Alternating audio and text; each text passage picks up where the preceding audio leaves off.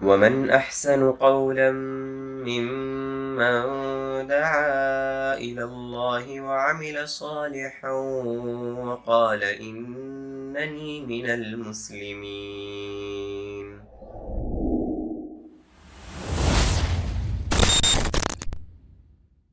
دو سو سال پہلے تحریک اہل حدیث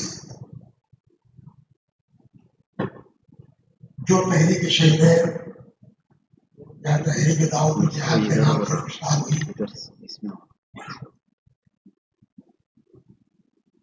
ہندوستان میں برپا ہوئی، اور اس تحریک کا جو کام کا دورانیہ تھا وہ نومبر 1818 سے مئی 1831 تک تھا۔ اسی میں فتح ہوئی اور 1831 میں مارکہ بالکوٹ پر اس کا خاتمہ ہو گیا۔ لیکن اس سے پہلے شاہ ولی اللہ دہلوی جن کا انتقال 1276 میں ہوا، انہوں نے علمی انداز میں تعلیم و تربیت کے ذریعے سے اور عربی اور فارسی میں کتابوں کی تصنیف کے ذریعے سے صحیح طور پر اسلام کے تعارف کا کام کیا اور سیاسی جو مسائل ان کے اپنے عہدے پیدا ہو گئے تھے اس سے بھی وہ بہت بے چین تھے، اور انہوں نے اپنے طور پر سیاسی میدان بھی کام کیا اور اپنے ابنا و تلاميذ کی تربیت کی۔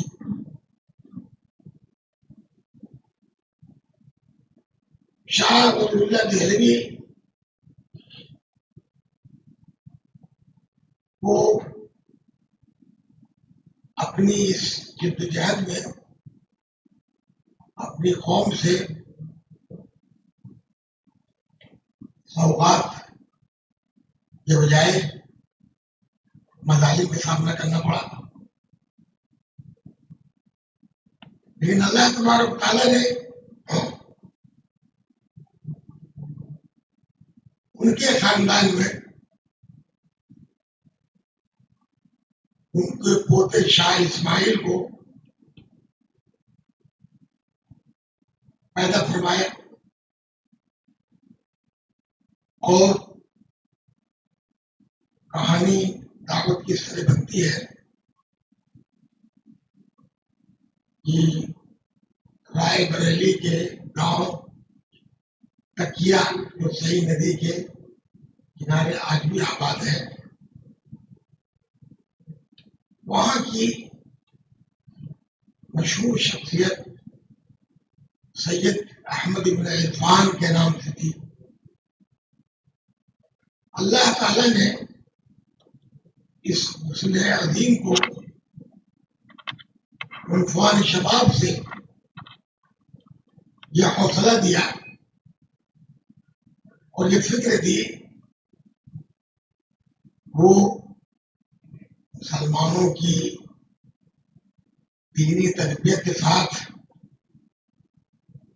ان کے اجتماعی اور سیاسی مسائل سے متعلق بھی منصوبہ بنائے۔ اپنے پہلے سفر میں انہوں نے شاہ عبدالعزیز سے جو شاہ ولی اللہ برکت استفادہ کیا تھا، اس کے بعد وہ ٹونگ کے نواب کے پاس چلے گئے. 7 سال تک وہاں نواب کو سمجھائے رہے کہ انگریزوں کے خلاف مہادہرائی میں وہ آگے بڑھے. لیکن جب پورے ہندوستان میں دھیرے دھیرے انگریزوں کا قبضہ ہوتا گیا تو نواب روم کو بھی جرأت مقاومت نہ رہی، تو وہاں سے مایوس ہو کر کے سید احمد بن خلفا رحمۃ اللہ علیہ دوبارہ دلی تشریف لے آئے اور شاہ عبدالعزیز سے بات چیت ہوئی. اور اس کے بعد شاہ عبدالعزیز کے 2 شاگرد اپنے وقت کے امام شاہ اسماعیل اور مولانا عبدالحی پٹھانوی، ان دونوں نے سید صاحب کی قیادت کو تسلیم کیا اور اس زمانے کے رواج کے مطابق ان کے ہاتھ پر بیعت کی. جب لوگوں نے دیکھا شاہ ولی اللہ کے خاندان کے جو بڑے لوگ ہیں وہ ان کے ہاتھ بیعت کر رہے ہیں تو ان کی طرف متوجہ ہوئی اور اردو میں جب شہرت ہوئی مغربی یو پی والوں نے دعوت کی کہ ہمارے یہاں آئیے. سید صاحب شاہ اسماعیل اور مولانا عبدالحی کے ساتھ اور 25 30 40 اصحاب کو لے کے نکلے جو سہارنپور، دیوبند اور وہاں کے سینکڑوں کلومیٹر میں جو آبادی تھی. 6 مہینے تک ان لوگوں نے وہاں دعوت تبلیغ کا کام کیا. جن میدانوں میں اصلاح و تربیت کی بات تھی وہ اجمالی طور پر لوگ شرک بدعت سے توبہ کریں، رد و تشویش سے توبہ کریں، تعزیہ داری سے توبہ کریں، ہندوانہ رسم و رواج سے توبہ کریں. جو ہندوانہ تہذیب اور وہاں کے تمدن کے اثر سے مسلم امت کے یہاں خرابیاں پیدا ہو گئی ہیں ان سے توبہ کرے. قبروں سے جو مسلمانوں کو شیعوں کی تبلیغ سے عادت پڑ گئی ہے تو قبر پرستی بھی چھوڑے اور نماز روزے کی پابندی کرے. یہ انتر اصلاح کی بات تھی اور طے یہ تھا انہیں شخصیتوں یا جن کو ان لوگوں نے مرید بنایا تھا انہیں میں سے ان لوگوں کو تیار کیا جائے گا جو سرحد کے علاقے میں جو آزاد علاقہ تھا بفر اسٹیٹ نہ برطانیہ کا اس کا قبضہ تھا پورا افغانستان کا ملاقات بھی ہے اور آج بھی وہاں تمام طرح کی سیاسی جدوجہد شورش والا انداز ہے. بہرحال تبلیغ تبلیغ کے بعد جو ان کی دعوت کو تسلیم کرے گا پھر ان کے ساتھ ہجرت کرے گا اور بر صغیر سے انگریزوں کو بھگانے کی جدوجہد میں حصہ لے گا. اور اس خطرے کے ساتھ دوسرا ایک مسئلہ تھا پنجاب اور کشمیر کے علاقے میں سکھوں کی جو تحریک تھی مسلمانوں کے خلاف ظلم تھا اس کی مقاومت اتارنی تھی. تکیہ کی مسجد میں 6 ماہ کی تبلیغ کے بعد سید صاحب دلی آئے اور دلی سے وہاں پر لکھ گئے, وہاں سے اپنے گاؤں لوٹے تو وہاں مسجد میں اجتماعات شروع ہوئے. ان کے جو رفقا تھے وہ اس انتظار میں تھے کہ سید صاحب حکم دیں گے کہ ہم لوگ ہجرت کے نکلے کہ اچانک ایک دن مسجد میں شک انہوں نے بلایا جو ان کے مریدان تھے یا ان کے اصحاب تھے کہ آپ لوگ پڑھاؤ ہمیں حج کرنا ہے. لوگوں بڑا تعجب ہوا, کہا ایک بالکل حج کرنا ہے, سب کو حج کرنا ہے, حج ہوگا. خیر پورے ہندوستان میں خبر پھیلی, خاص کر نارتھ یو پی میں.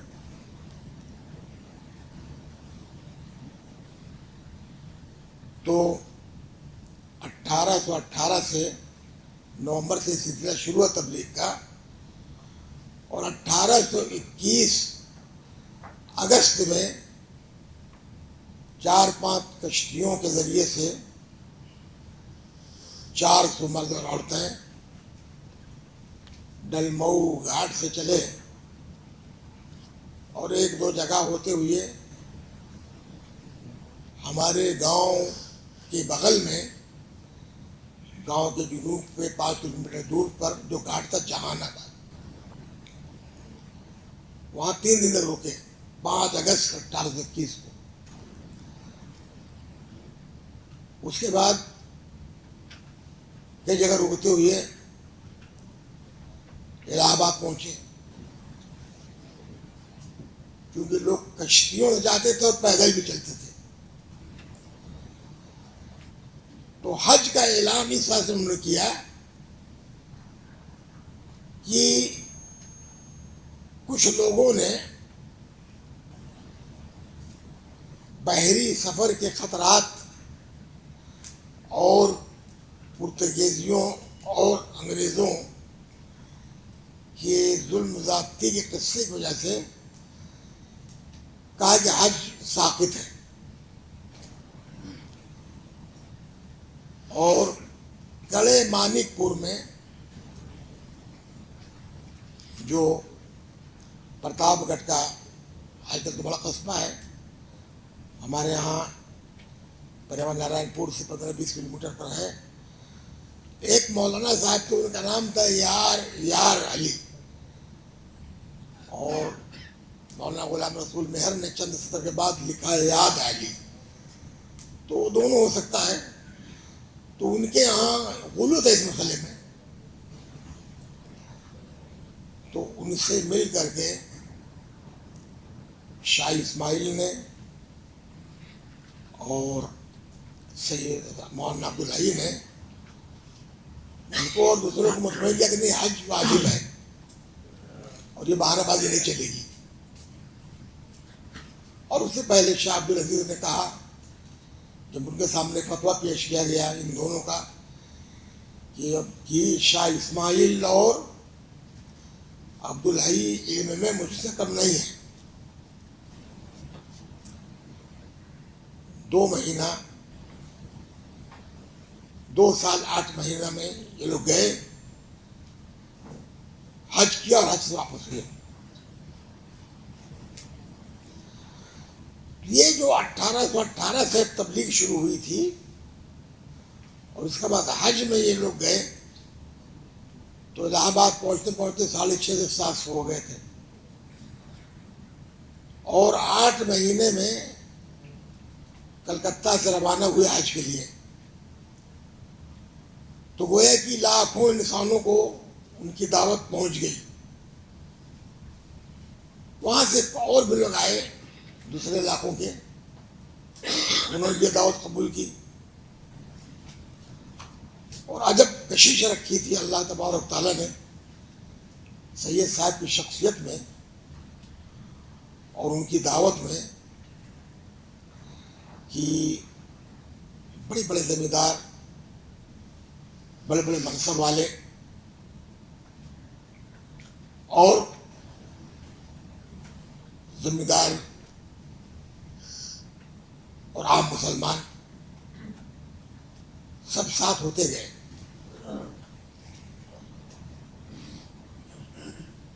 اور جب حج کے بعد واپس آئے تو پھر 2-2.5 سال تک تبلیغ کا سلسلہ اور تنظیم چلتا رہا. پھر 1826 میں نکلے ہجرت کے لیے. 600-650 آدمی پہنچ پائے اور 4.5 سال میں اس مقدس گروہ کو کسی علاقے میں امن سکون نہ ملا. مسلمانوں کے ہاں جو طرح طرح کی عقائد کی خرابیاں تھیں، اعمال کی، اس کی وجہ سے بھی رکھنے ڈالے جاتے تھے. اور سیاسی طور پر جب افغانستان کے علاقے میں پہنچے تو وہاں کے جو قبائل کے سردار تھے ان کا انداز یہ تھا کہ چلو سید صاحب کے ساتھ ہو جائیں گے تو علاقے میں طاقت ہو جائے گی. اور جہاں سکھوں نے دھمکایا یا اس قافلے کے سردار نے دیکھا کہ اب ضرورت نہیں رہے گی، یہ بغاوت کر دیتا تھا. تو منظم ہو کر گئے تھے کہ انگریزوں کو نکالیں گے. انگریزوں سے تو آمیزش نہیں ہو پائی، لیکن لڑتے جھگڑتے 1831 کو اچانک واقعہ پیش آیا جس کو کہ ہم مار کے بالا کوٹ کہتے ہیں. وہاں پر سید صاحب، شاہ اسماعیل اور بہت سارے لوگ نے اللہ کی راہ میں جان کا قربان نظرانہ پیش کیا. اللہ تبارک تعالیٰ سب کو شہادت کا بلند مرتبہ عطا فرمائے. اور اس حادثے کی کتنی شہرت ہوئی کہ اس تحریک کا نام ہی تحریک شہیدین ہو گیا، اور شاہ اسماعیل کا لقب بھی شہید ہو گیا، سید احمد کا لقب بھی شہید ہو گیا. جبکہ شرعی اصطلاح میں نص کے علاوہ حدیث میں جہاں وارد ہوا ہے کسی کو شہید کہنا شرم درست نہیں ہے، لیکن ایک اصطلاح ہے. جب ہم کہتے تحریک شہیدین تو ایک ہے کہ یہ وہ لوگ ہیں جنہوں نے کہ ان دونوں قائدوں کے تحت اتنی بڑی اسلامی تنظیم کام کیا تھا. اب آپ دیکھیے کہ اتنی مدت میں 10 سال کی مدت میں پورے بر صغیر ہی نہیں بلکہ مکہ مدینے میں بھی اور نیپال میں بھی، افغانستان میں بھی، سری لنکا میں، برما میں بھی یہ دعوت پھیل گئی.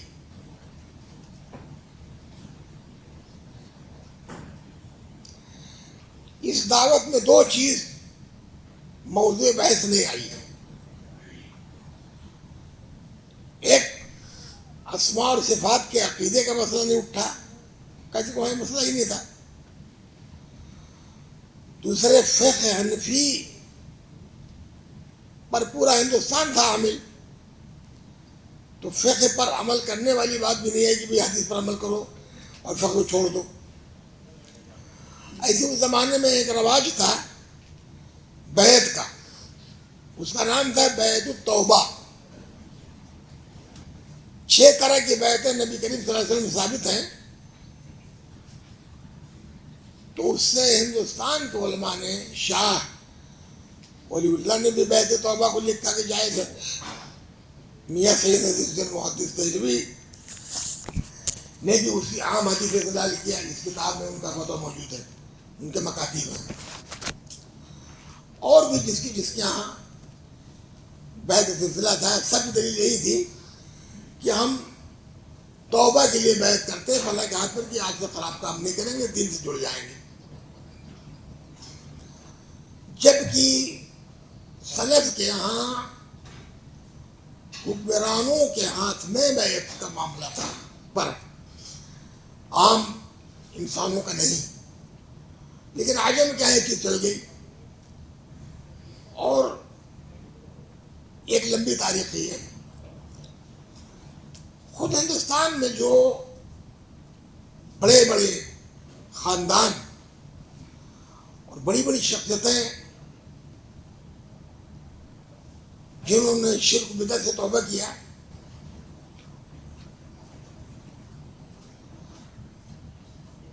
اپنی اہل حیثیت کی شہرت کے ساتھ ان کے ہاں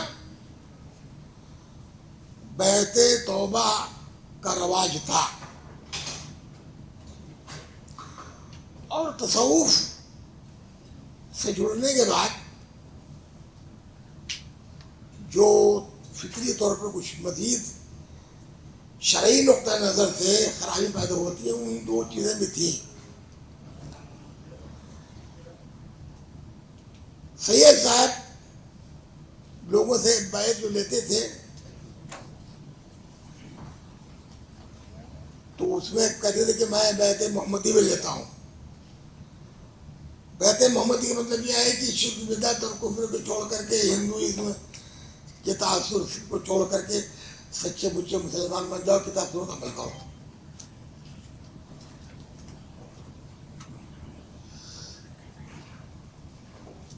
کئی بار ان سے پوچھا گیا، لیکن ان کے ہاں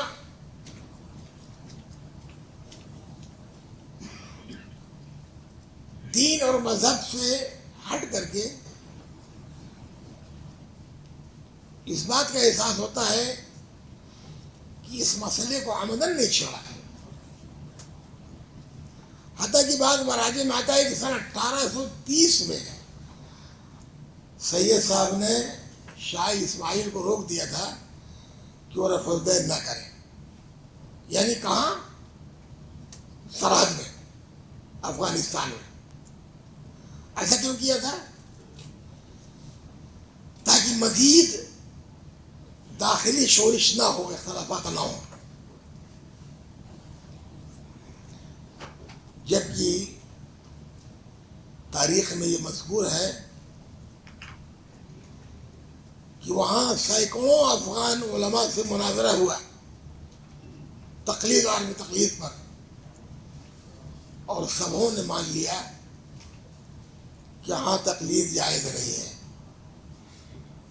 یہ افغانستان میں مناظرہ ہوا. اور عام جو علماء تھے ان کے ہاں قدیم زمانے سے ایک بات تھی کہ ہم کسی مذہب متعین کی تقلید کر رہے ہیں آسانی کے لیے کہ یہ فقہ مدون ہے، لیکن اگر راجع کوئی مسئلہ مل گیا حدیث کے خلاف کوئی چیز تو چھوڑ دیں گے، اور جو حدیث کا معید اس کو لے لیں گے. اور تقریباً اتفاقی مسئلہ تھا. شاہ اسماعیل نے تقویۃ الایمان کتاب لکھی، اس کا دوسرا حصہ تذکیر الاخوان کے نام سے ہے، جس میں اتباع سنت کی دعوت دی گئی ہے. پھر رفع الیدین پر ایک کتاب لکھی. ایک کتاب فارسی میں لکھی علی ضاء السری فی احکام ظریع اس میں بھی زبردست اتباع سنت کی بھرپور تائید کی، بلکہ وہ کتاب سر سید کو اتنا پسند آئی کہ فارسی سے انہوں نے اس کا اردو ترجمہ اپنے انداز سے کیا. وہ تاریخ العزیز جو مولانا ڈاکٹر محمد سلیمان بہاؤالدین کی شائع ہوئی ہے اس میں چیز موجود ہے، چھپی ہوئی ہے. اور اس زمانے میں باقاعدہ ایک گروپ بن گیا تھا جو تقلید کو چھوڑ کر کے کھل کر کے سنت پر عمل کرتا تھا.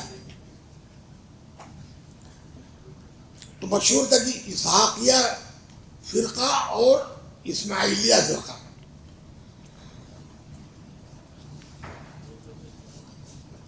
اور سید احمد بن رضوان جو امیر قافلہ امیر المومنین، ان کے بھی اقوال سنت کی تائید میں کافی ملتے ہیں. اور یہ کہ ان کی عمارت میں شاہ اسماعیل وہ سالار قافلہ بھی تھے اور علمی حیثیت سے اس تحریک کے سب سے بڑے امام بھی تھے، اور وہ کھل کر کے ان مسائل کو گفتگو کرتے تھے. اس بیچ میں ایک واقعہ ہوا. واقعہ یہ ہوا کہ رجب علی جون پوری اور محمد اسلمی یہ دو کلکتہ میں موجود تھے. وہاں پر مولانا عبدالحق محدث دہلوی سے تقلید اور عدم تقلید و بحث ہو گئی. تو بردوان کے ایک مشہور عالم تھے، انہوں نے تائید کر دی عبدالحق محدث دہلوی کی. وہاں پر یہ دونوں بزرگ چھپ رہے. جب حج پر گئے تو رجب علی نے یہ سوچا کہ یہاں حاکم کو کہ یہاں شکایت کر دی جائے اور ایک شاہ اسماعیل اور عبدالحق تک کو پھنسا دیا جائے.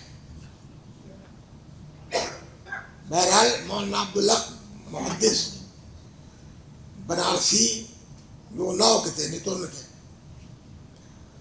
انہوں نے جب دعوت کام شروع کیا اور شرک بدعت کے خلاف حرمین میں تقریر کی تو ان لوگوں نے شکایت کی، وہ گرفتار ہو گئے. تو اس کیس کو لڑا مولانا عبدالحق نے. یہ اجمالی طور پر پہلا عہد ہے جو شاہ ولی اللہ سے چل کر کے شاہ اسماعیل اور سید احمد عرفان کی کے مار کے بالا کوٹ میں قتل ہو جانے تک کا. اس کے بعد مرحلہ جو آتا ہے ان 1831 سے 15-20 سال تک، اس میں جو لوگ حنفی مذہب رکھتے تھے خاص کر ان کے علماء، انہوں نے منظم طور پر اس بات کی کوشش کی کہ اس تحریک سے دھیرے دھیرے وہ الگ ہو جائیں، اور پورے طور پر یہ تحریک علمی، دعوتی، تبلیغی اور سیاسی یہ علماء اہل حدیث کے ہاتھ میں آ گئی. اور سیاسی اور دینی قیادت ہاتھ میں آئی مولانا ولایت علی عنایت علی کے، خاندان صادق پور کہ یہ دونوں بزرگ تھے اور ان کا پورا خاندان ہی زبردست قربانیوں کے بعد جو کچھ بھی مشقتیں جھیلی برداشت کی، بہرحال بہار میں، بنگال میں اور جس کو بنگلہ دیش کہتے ہیں وہاں تک اس علاقے میں بہت منظم کام کیا.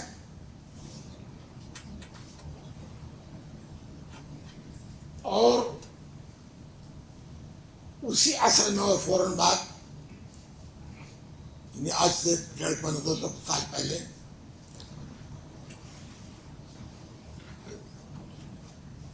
نواب صدیق حسن جن کا انتقال 1307 میں ہوا اور میاں سید نذیر حسین محدث دہلوی جن کا انتقال 1320 میں ہوا، ان کے اصحاب تلامذہ متوسلین نے جہاں سرحد میں جہادی تحریک کے لیے جو کچھ بھی بر صغیر سے ممکن تھا تعاون دائرے ہونے کرتے رہے اور قریہ قریہ تبلیغ کے ذریعے سے، مسجد بنانے کے ذریعے سے، اقامت صلاۃ کے ذریعے سے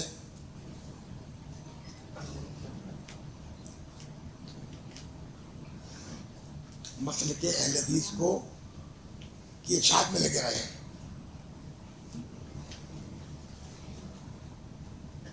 یہ جو 10-11 سال میں لاکھوں آدمیوں نے توبہ کی تھی شرک کفر بدعت تشیع رفض تعزیہ داری سے،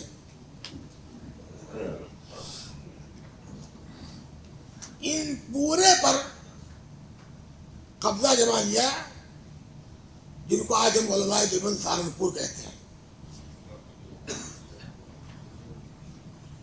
تو آپ نواب صدیق حسن، سید نذیر حسین اور ان کے تلامذہ اور اصحاب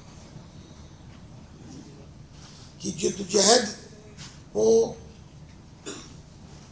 اگر سامنے رکھیں تو یہ فرق ظاہر ہوگا. اتنا دقیق فرق میرے ذہن میں نہیں تھا. میں نے عربی میں ایک تاریخ مرتب کی تو اچانک ایک دن یہ بات ذہن میں آئی کہ اپنے علاقے الہ آباد پرتاپ گڑھ کی تاریخ پر غور کریں. تو مولانا غلام رسول مہر کی جو کتابیں ہیں تحریک مجاہدین پر، وہ میں نے پڑھنا شروع کیا. سید احمد سر مجاہدین، جماعت مجاہدین. تو پتہ چلا کہ الہ آباد اور پرتاپ گڑھ کو سید احمد کی دعوت کے قبول کرنے سے لے کر کے اس کی ترویج و اشاعت میں مغربی یو پی کے علاوہ سب پر اولیت حاصل ہے. وہ اس طریقے سے کہ شاہ ولی اللہ دہلوی کے ہمعصر تھے مرزا ظاہر فاخر الہ آبادی، ان کے ہاں اظہار سنت، اتباع سنت اشعار کے ذریعے سے کتابوں کے واضح پر موجود، اب تو کتابیں شائع ہو گئی ہیں. اس کے بعد سید صاحب جب حج کے لیے جانے لگے اور جب انہوں نے اعلان کیا تقیہ کی مسجد میں کہ حج میں جانا ہے، تو اس مجلس میں مولانا عبداللہ جھاؤ صدیقی الہ آبادی موانہ والے بھی موجود تھے.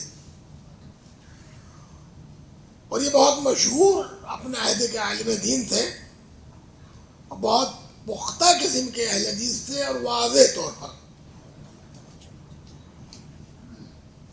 حتیٰ کہ بعض لوگوں نے یہاں تک لکھ دیا ہے سید عبدالحی نے یہ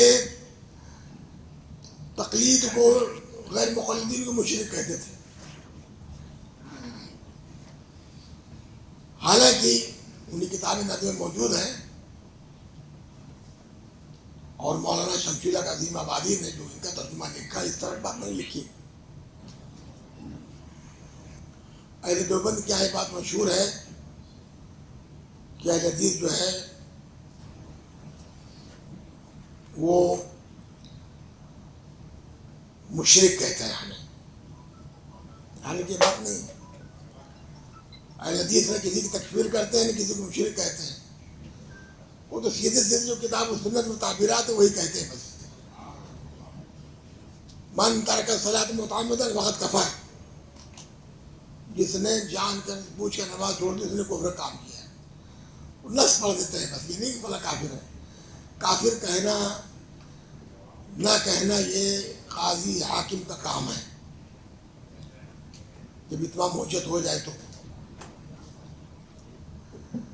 یہ وہاں موجود تھے اور ساتھ میں حج میں بھی تھے. حج سے واپسی میں بامبے میں بھی اترے تو وہاں انہوں نے، ان کا کام بنگال میں بھی تھا، تو وہاں مسجد ہے جس کی تجدید کی مولانا مختار نبی رحمۃ اللہ علیہ نے. اس کا نام ہی بنگالی مسجد ہے، مومن پورہ میں مسجد ہے وہاں. تو یہی مولانا عبداللہ صاحب کی وہ قائم کی مسجد تھی. تو مولانا عبداللہ کی تاریخ یہ ہے کہ جب وہ پڑھنے جانے لگے دلی تو وہ صدیقی خاندان کی نسبت تھی، زمیندار تھے. تو گئے تھے شاہ عبدالعزیز سے پڑھنے، لیکن ان سے ملاقات نہیں ہوئی.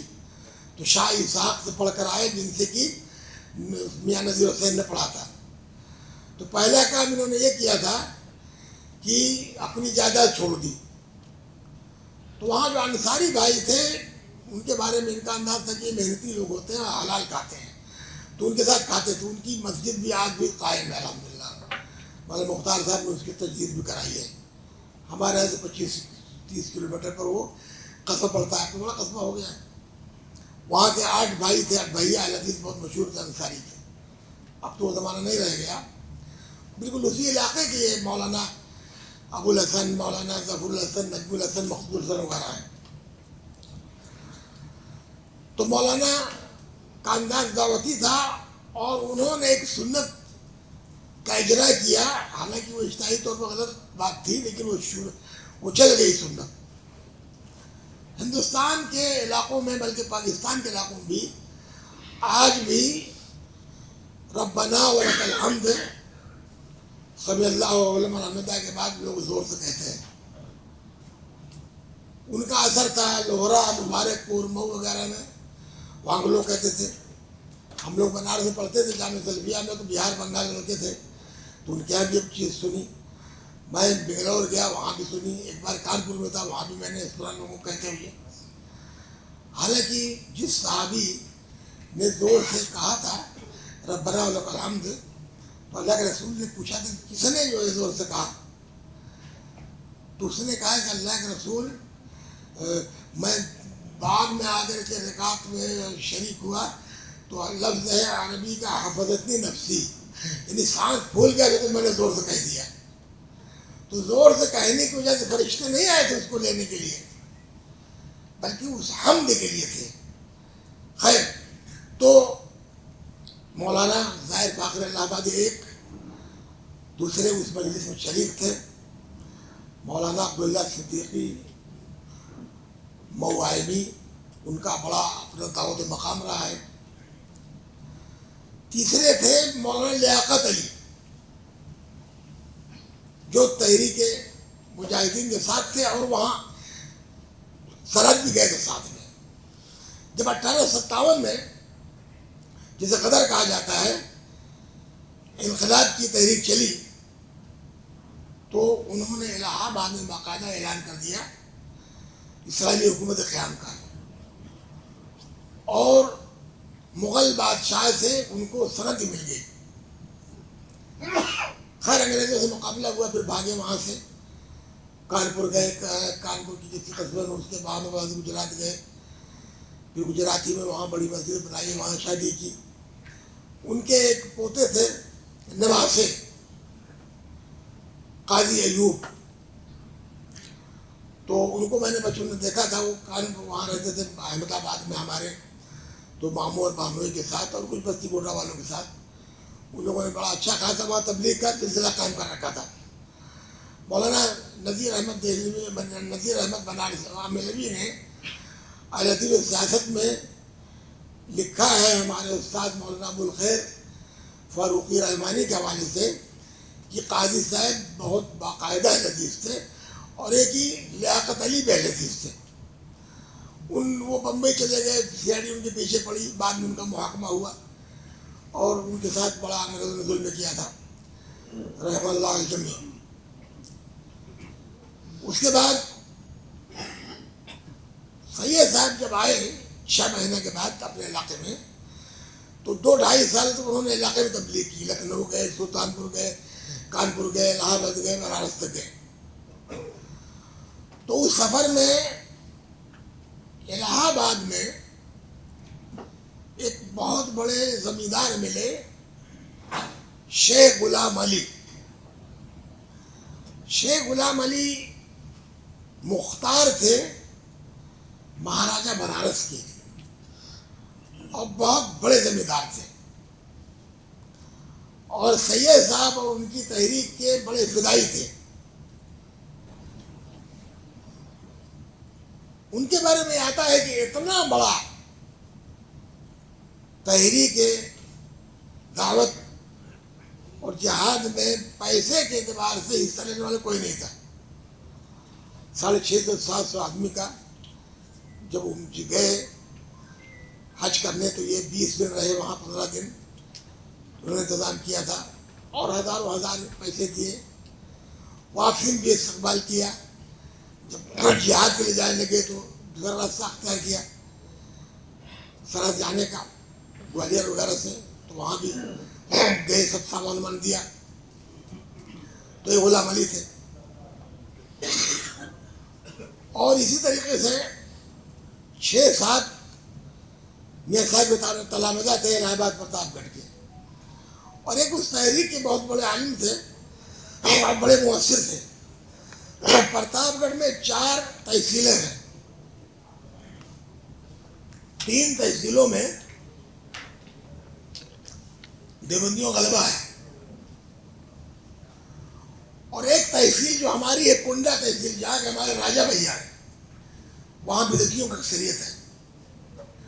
اور عجیب بات ہے کہ جب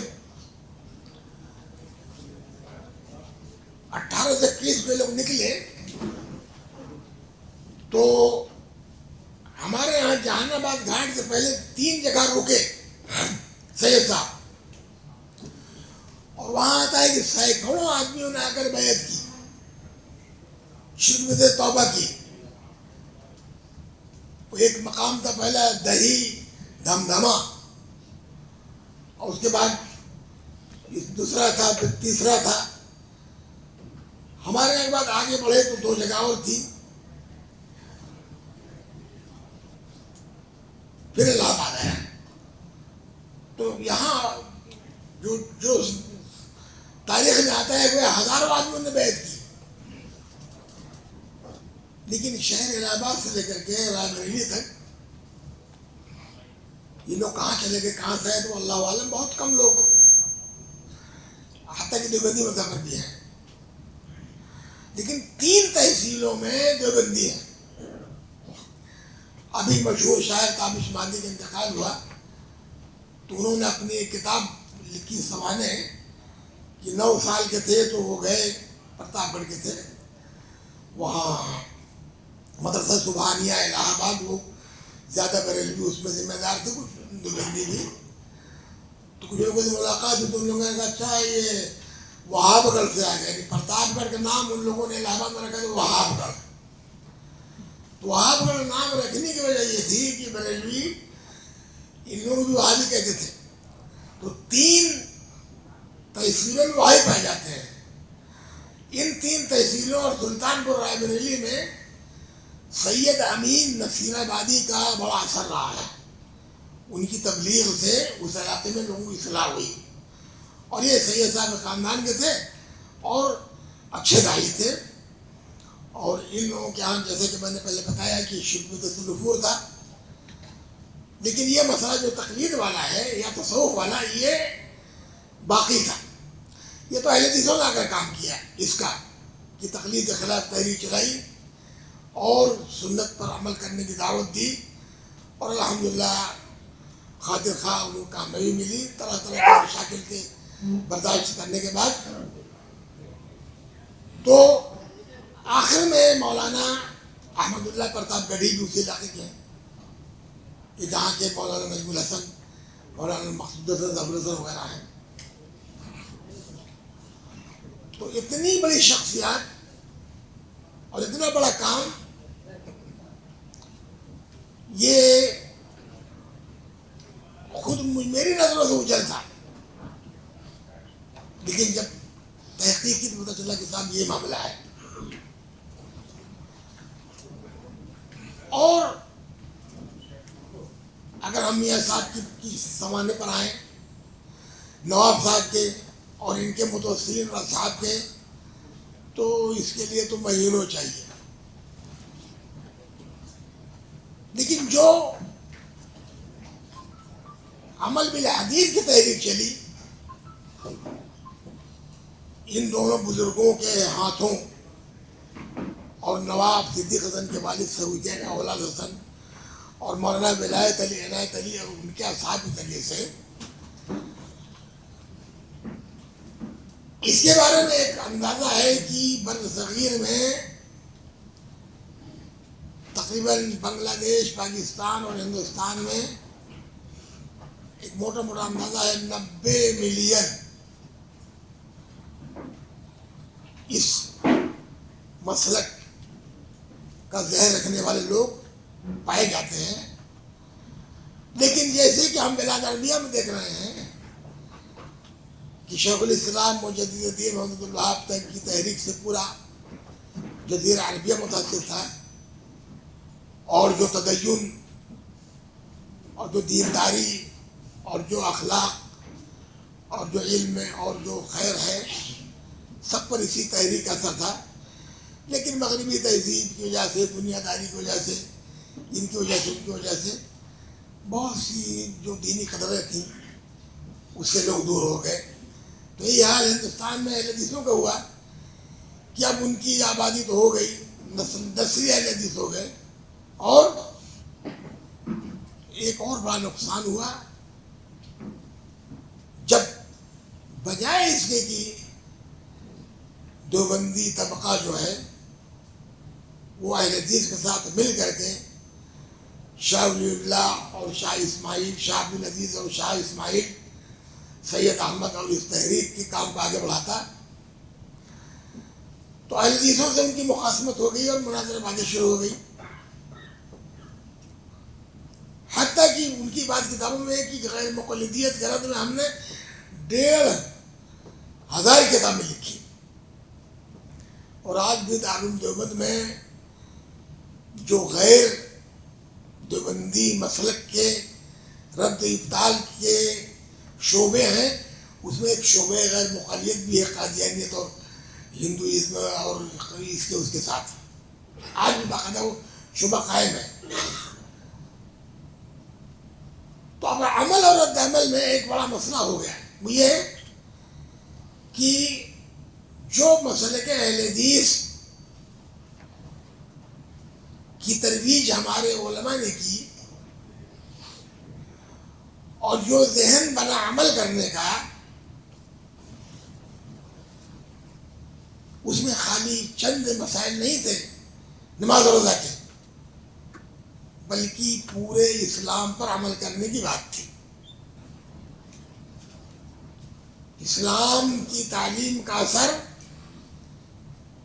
عقائد اور اعمال سے لے کر انسان کی اپنی دینی زندگی اور اوراد و وظائف میں بھی ہو، معاملات میں بھی ہو، اور نماز و روزہ کی اولویت تو ہی ہے. لیکن ایک جو ذہن پیدا ہوا مناظرے کا اور آپس میں شدت کا،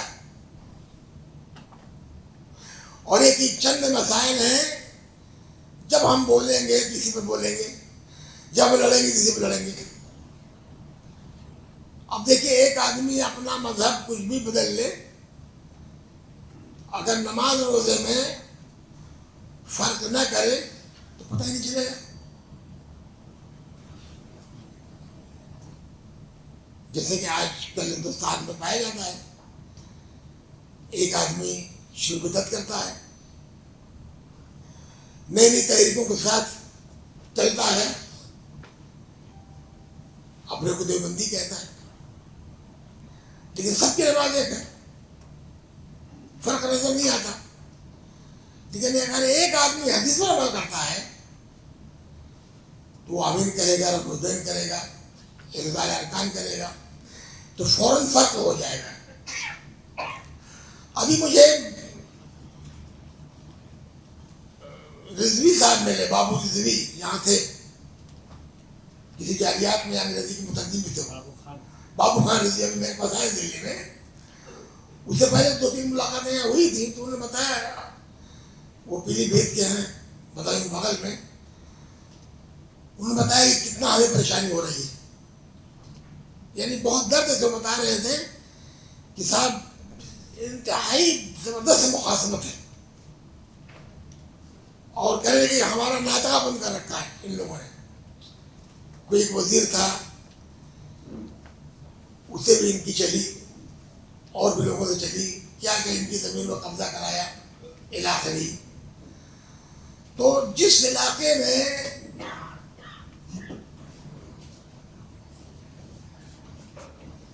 اس مذہب پر عمل کرنے والوں کی اکثریت ہے، وہاں آپ سنت کا اظہار نہیں کر سکتے.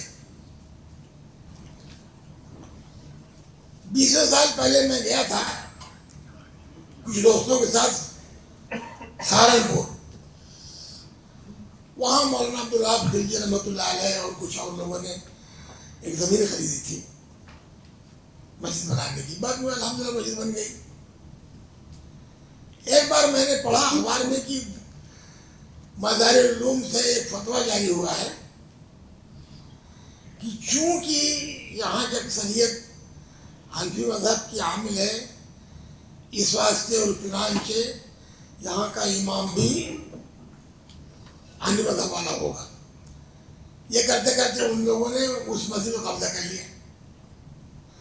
یہ بات اخبارات میں آئی، فتویٰ بھی شائع ہوا. جماعت الحدیث کے حالیہ امیر مولانا اصغر صاحب جب ناظم تھے، انہوں نے بتایا کہ ایک دلی میں تھے،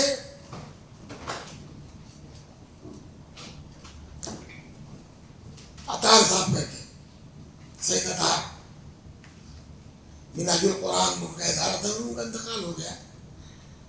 کافی حد تک ان کی اصلاح ہو گئی تھی، اور وہ یعنی وہاں جماعت میں آتے ہوتے تھے. ہماری ملاقات تھی تو مولانا اصغر نے ان سے بتایا کہ یہ واقعہ ہو گیا ہے، ہماری مسجد کو قبضہ ہو گیا ہے. تو کہا مولانا گاڑی منگائیے، ہم چلتے ہیں. تو چونکہ وہ راجیو گاندھی کے دوست تھے تو سونیا گاندھی اور کانگریس کا دوسرا طبقہ بھی ان کو مانتا تھا، تو ایک شاہی طاقت تھی. وہ گئے وہاں، اور وہاں جو ذمہ داران تھے، جو ایس پی یا داروغہ جو بھی رہا ہو، بلوایا، اور سید انظر کو ٹیلی فون کیا بعد میں. تو وہاں جا کر اس آدمی نے پھر زبردستی لوگ مسجد سے نکال کر کے دوبارہ مسجد پر قبضہ دلوایا. ایسی اخبارات میں مختلف واقعات آتے رہتے ہیں. 20 سال پہلے طالبان کو قبضہ ہوا تھا تو اس وقت جماعت اہل حدیث کے ساتھ جو سلوک اور ان کے افراد کے ساتھ، وہ کہانی بھی آپ لوگوں نے یہاں رہے ہوں سنی ہوگی. اب 1.5 سال سے جو سلسلہ وہاں جاری ہے، وہ بھی ایک بہت ہی افسوسناک مرحلے سے جماعت اہل حدیث وہاں گزر رہی ہے. سینکڑوں علماء کو قتل کر دیا گیا. تو اخبارات میں خبریں شائع ہوئی تو مولانا ابو تراب کو میں نے لکھا کہ جو کچھ ہم سن رہے ہیں کیا صحیح ہے؟ تو کہا شیخ آپ جو سن رہے ہیں اس سے زیادہ بھی حالات خراب ہے. جبکہ وہاں بھی ہم لوگوں نے لکھ کے دے دیا ہے کہ ہم آپ کے ساتھ ہیں، اور یہاں پاکستان میں دے دیا ہے. لیکن یہ تو وہاں تعصب کا ننگا ناچ لوگ ناچ رہے ہیں، اور اللہ تبارک تعالیٰ آسان کرے. اچھا یہ چیز کہنی یہ تھی کہ ہمارے یہاں ایک کمی تو یہ آئی کہ کیا علماء اور کیا عوام چند مسائل ملجھ کر رہ گئے اور اپنی جو اصل دعوت تھی اس میں خلل آ گیا، اور بہت سے ایسے مسائل میں ہم پڑ گئے، ہمیں نہیں پڑھنا چاہیے تھا، ہم مجبور ہوئے اپنی مسجدیں بنانے پر، اپنے مدرسے بنانے پر، اس سے ہمارا نقصان ہوا۔ آپ لوگ جالیات میں یہاں کام کرتے ہیں، دیکھیے یہاں ہر طرح کے لوگ ملتے جلتے ہیں، تو اسی میں سنتے سناتے اٹھتے بیٹھتے ذہنوں میں دلوں میں تبدیلی آتی ہے، لیکن اب جو ماحول ہو گیا ہے مساجد اور مدارس سے تو بر صغیر میں تقریباً دعوت کا کام نہیں ہو رہا ہے، ہاں اور جو کچھ کتابوں کے ذریعے سے ہے، عام جلسے ہیں یا عام اجتماعات ہیں یا عام روابط ہیں، ان کے ذریعے سے فائدہ ہوتا ہے۔ تو اس میں دراصل نقصان ہمارا بہت ہوا، ہمارا جو مخاطب ہے وہ ہماری بات ہی نہیں سنتا، نہ ہمارے قریب آتا ہے، بلکہ اس کو دور کر دیا گیا ہے۔ تو کیا وہ اس طبقے کا یا اس طبقے کا؟ اب یہ ہے کہ بر صغیر میں بہت سارے شعبے ایسے ہیں کہ جہاں جماعت الحدیث نے کام کیا۔ 100 سال پہلے جب 1924 میں موافق 1344 میں شاہ عبد العزیز کا غلبہ ہوا حجاز مکہ مدینے پر، تو پوری دنیا کے شیعہ بریلوی مقلدین انہوں نے سعودی حکومت کے خلاف ہنگامہ کیا اور کہا تھا حج ممنوع ہے، جگہ جگہ جلسے ہوئے کہ اگر حاجی نہیں آئیں گے تو حجاز والے بھوکوں مر جائیں گے، شاہ عبد العزیز اور نجدی بھاگ جائیں گے، یہ منطق تھی۔ تو یہ سلسلہ ہوا، بر صغیر کا بڑا دبدبہ تھا حجاز پر، وہاں مسلمانوں کی جماعتیں تھیں، وہاں کے دو مشہور لیڈر مولانا ولایت علی عنایت علی، مولانا محمود علی جوہر اور شوکت علی، یہ لوگ یہاں آئے، وہاں کی خلافت کی جو مجلس تھی وہ لوگ آئے، علماء حدیث بھی آئے، یہاں کا مسئلہ وہاں رکھا گیا ہے۔ تو اس زمانے میں اہل حدیثوں کے یہاں اتنی مضبوط صحافت تھی کہ خواجہ حسن نظامی نے باقاعدہ اعتراض کیا، جو کہ بریلوی تھے دلی میں، کہ صاحب اہل حدیثوں نے قبضہ کر لیا ہے صحافت پر، اور پنجاب میں جمیعت الخلافہ پر علماء اہل حدیث کا اتنا اثر تھا کہ لوگ وہاں بھی شکایت کرتے تھے، اور ان لوگوں نے نجدی غلبہ جو ہوا تھا حجاز پر، اور وہاں سعودی گورنمنٹ کو استحکام ملا، اس میں ہندوستان کے علماء اہل حدیث اور وہاں کے مقالہ نگاروں نے، وہاں کے صحافیوں نے بہت ممتاز کام کیا، مولانا سلام السری، مولانا جناگڑھی اور اس طریقے سے اور بھی بہت سے لوگ ہیں۔ آج کے عہد میں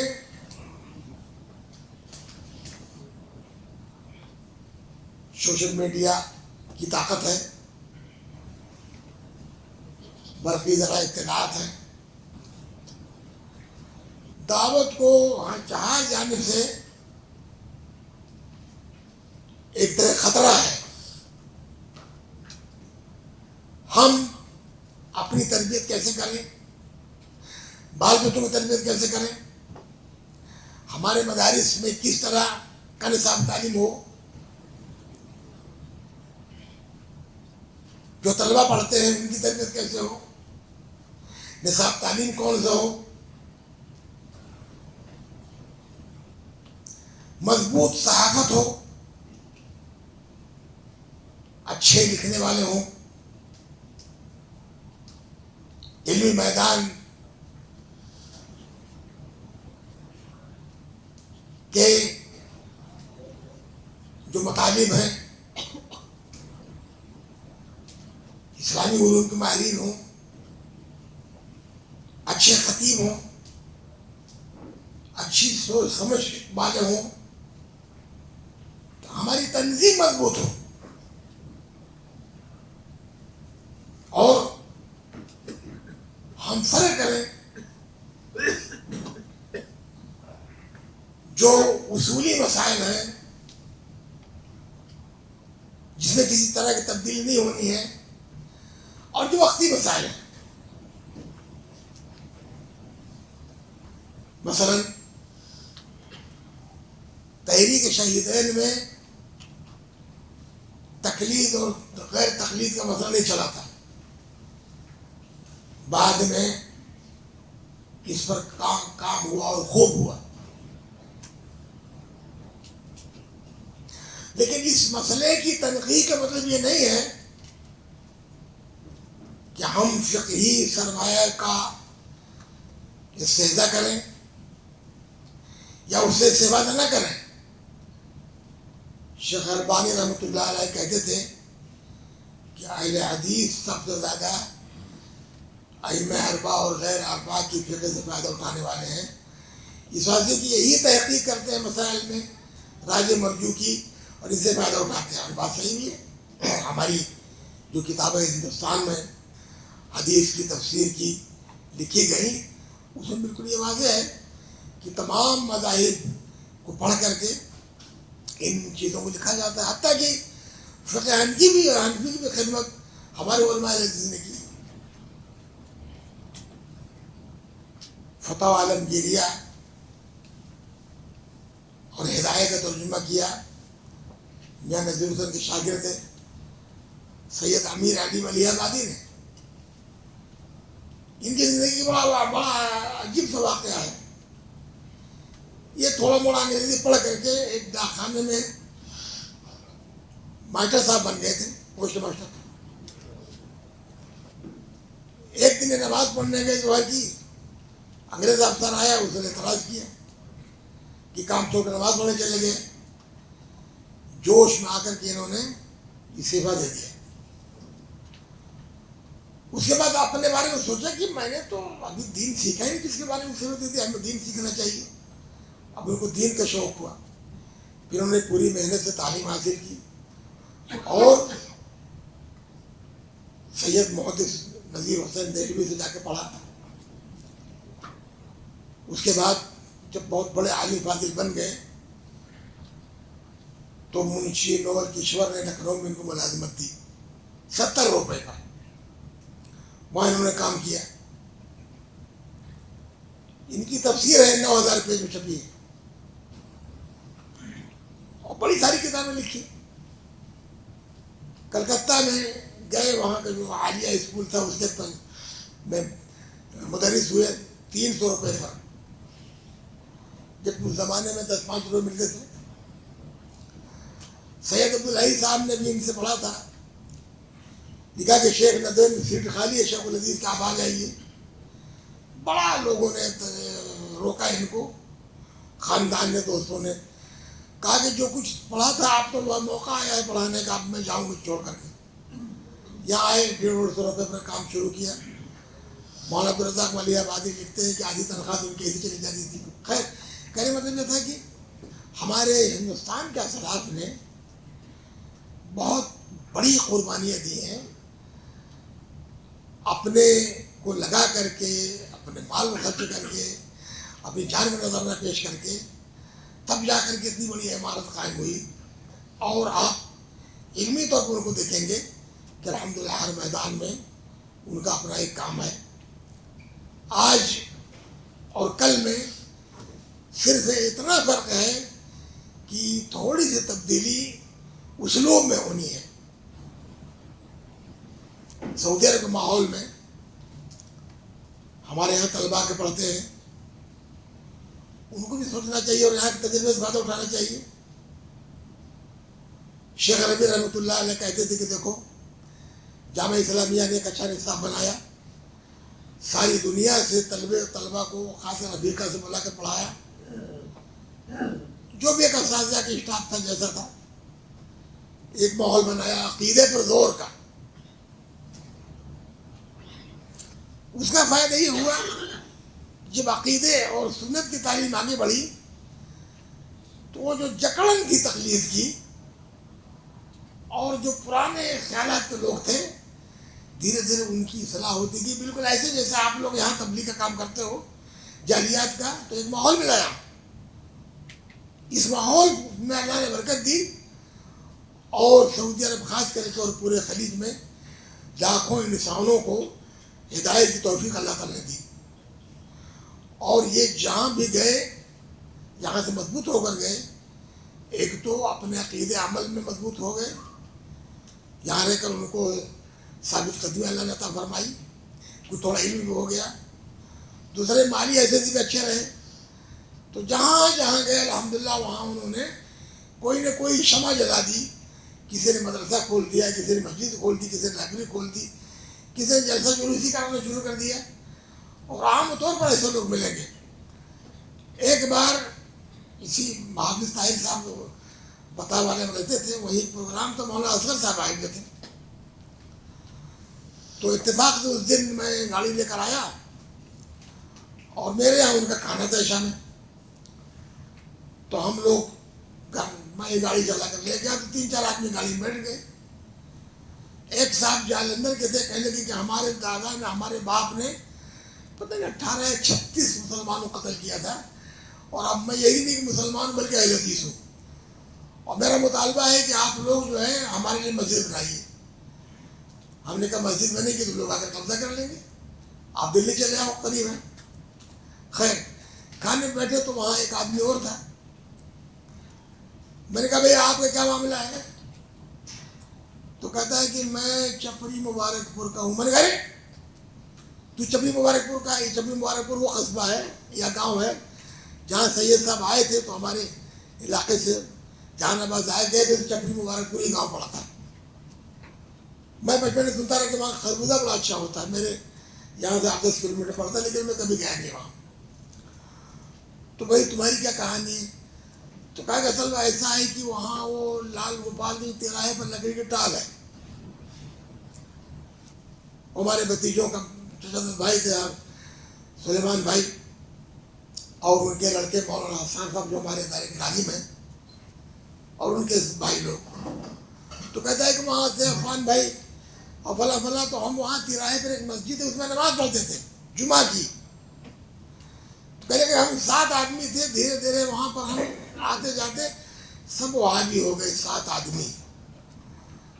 تو یہ مولانا اصغر مسکرانے لگے، بھائی مسکرانے لگے، لیکن بتایا نہیں اس کو۔ تو کہا اور کیا جانتے ہو، کون ہے وہ؟ کہا وہ مسجد جنہوں نے بنوائی ہے وہ ایک مولوی صاحب میں کوئی رہتے ہیں مدینہ میں۔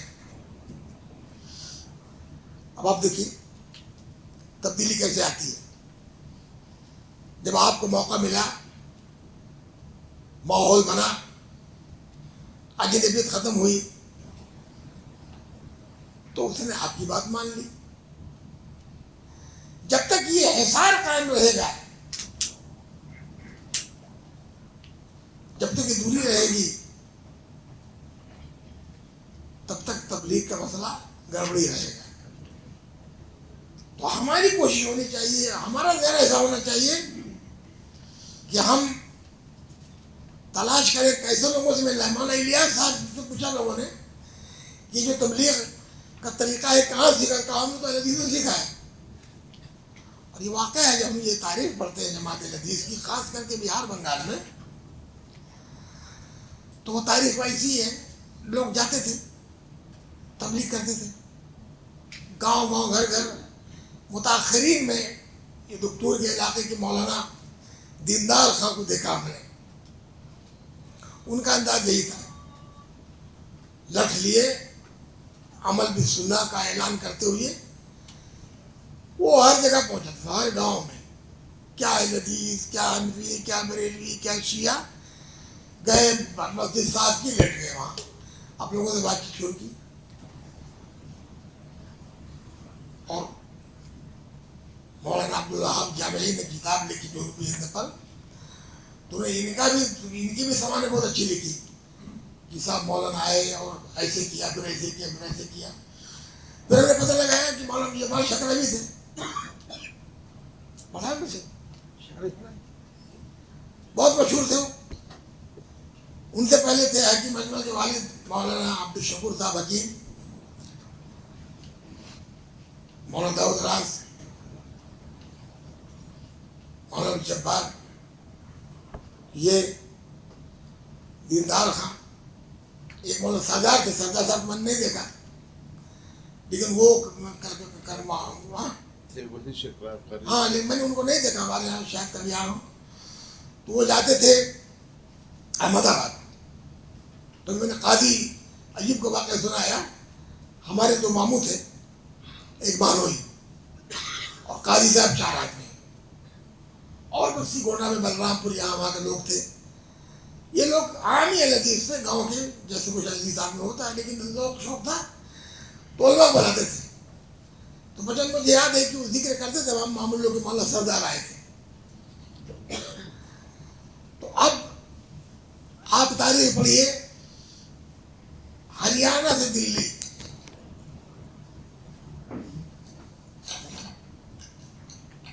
اور دلی سے جہاں جہاں لذیذ آبادی ہے اور جہاں مسجد مدرسے کے لیے تعاون ملے گا، آتے تھے، گزرتے تھے، اور اس زمانے کا مشقت کا سفر ہوتا تھا، مدراس،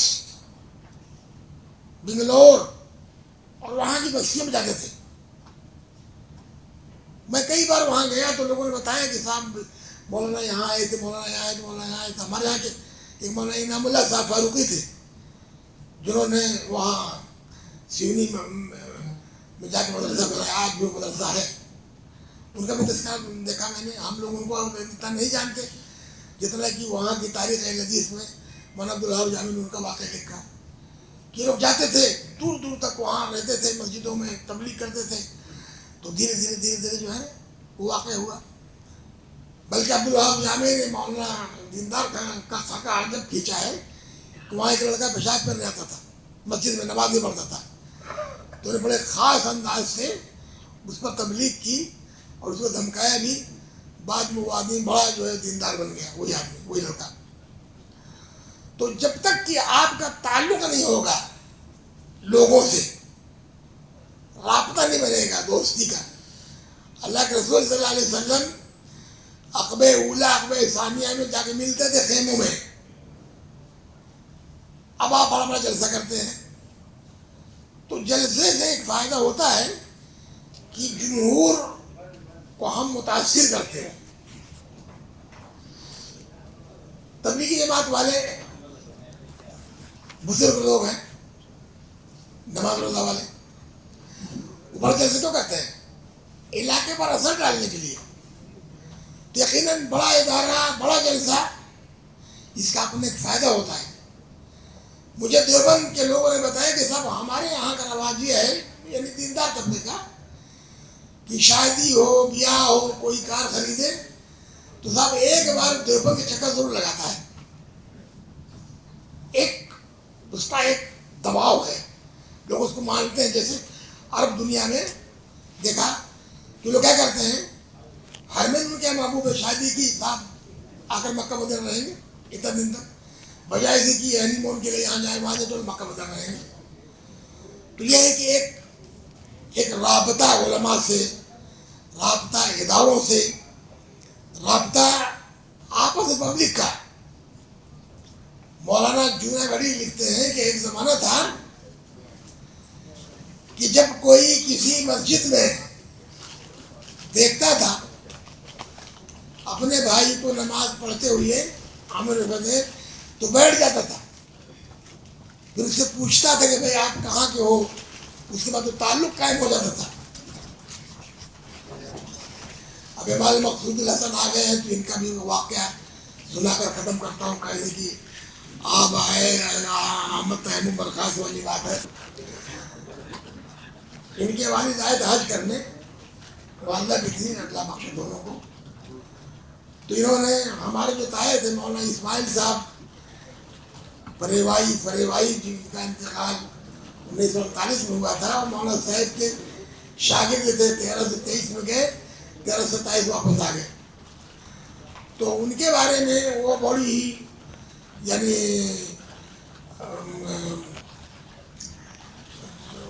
ان کی تعریف کرتے تھے کہ کیسے کیسے تبلیغ کی، اور کہا کہ ہمارے علاقے میں آ کر کے پردہ وغیرہ کا رواج انہوں نے کروایا.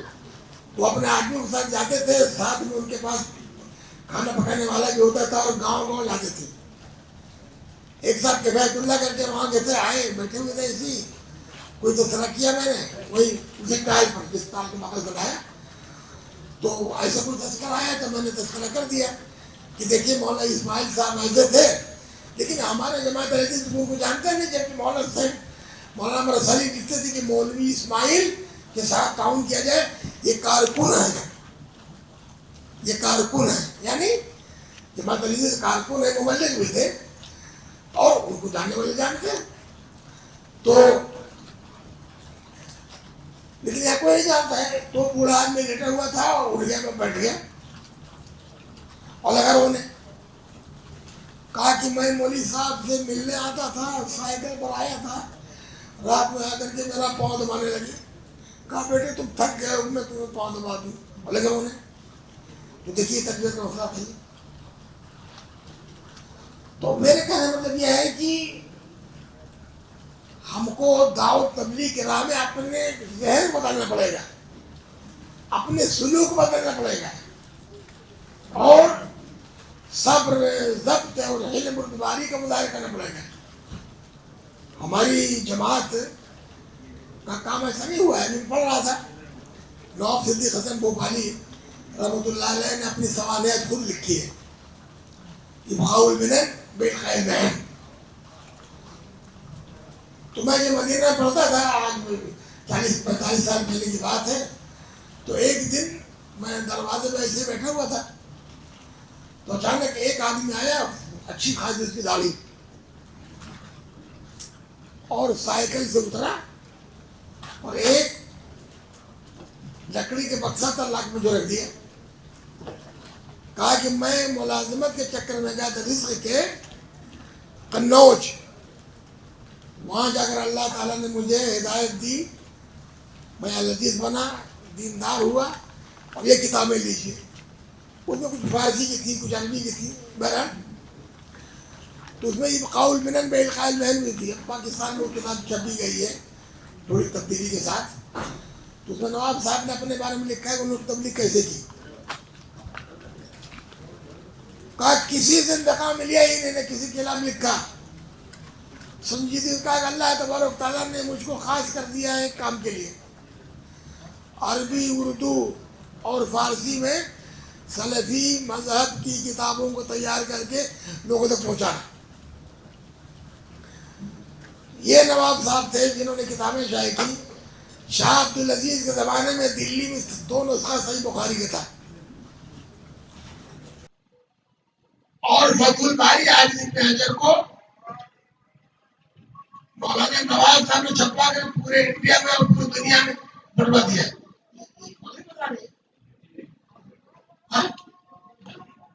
بھائی دیکھیے بہت لمبی گفتگو ہو گئی. صلی اللہ علیہ وسلم.